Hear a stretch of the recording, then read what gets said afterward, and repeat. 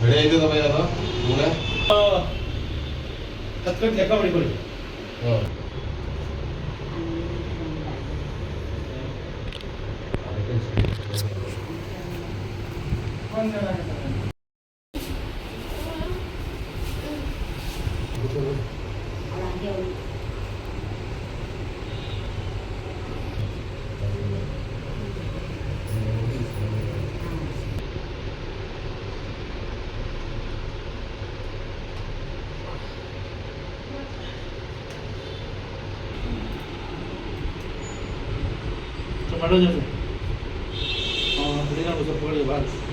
ಬದನೆಕಾಯಿ ಸಿಹಿ ಕುಂಬಳಕಾಯಿ ತಣ್ಣೀರ್ಕಾಳು ಖಾರ ಬುಂಜಿ ಕಳ್ಳೆ ಪುರಿ ತಿನ್ನಂಗಿಲ್ಲ.